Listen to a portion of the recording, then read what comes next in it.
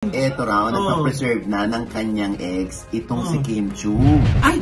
Taray! Ano? Sunny side up o scrambled? Scrambled. Ay, ano ba yan? Anong pinaserve na egg? Hindi, yung kanyang egg cells.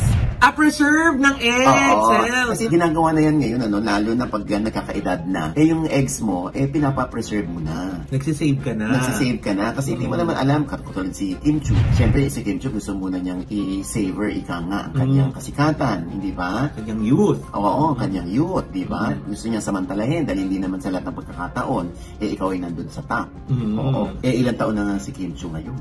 35 years old. Oo, Diyos ko. Hindi na bumabata yan. Yung mga ganyan, nasa hit and miss yan.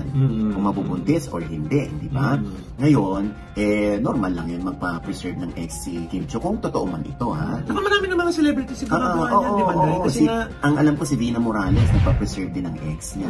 Si Heart Evangelista, di ba? Kasi nga, kumbaga yung iba kasi, sa panahon ngayon, sa generasyon ngayon, parang gusto nilang i-maximize yung kanilang youth nga, tsaka yung kanilang potentials, di ba? At saka hindi rin nila alam kung hanggang kailan meron silang enough supply at saka healthy na mga egg cells, di ba? Correct, oo. Syempre, di ba, pag dumating ang panahon na kunwari 38 na si Kim Chu or 40, doon pa lang siya makakaisip na, ay, mag-aanak na ako. Pwede niya itry sa natural way, di ba? Pero habang meron pa rin siyang may eggs pa rin siya. May plan B, may backup. Kung magbubuntis ba ako or ipapasurogacy ko na lang yung aking eggs, di ba? Maganda yung ganyan. Tamo sinabi ko nga pati si Vina Morales sa ikwento sa akin yan, meron pa rin daw siyang eggs. Talaga? Pinapreserve daw niya. Paano na si Paul Abilino niyan? Natural way. Hindi, di ba? Ako naman naniniwala na darating ang panahon kung sina Paolo at si Kim Chu ang ending. Sila ang ending. Yes. Wala nang forever, pero may ending. Alam mo yung gano'n? So, ngayon, ang iniisip ng mga tao, si Paolo at si Kim na, pero wala pang direktang pag-amin.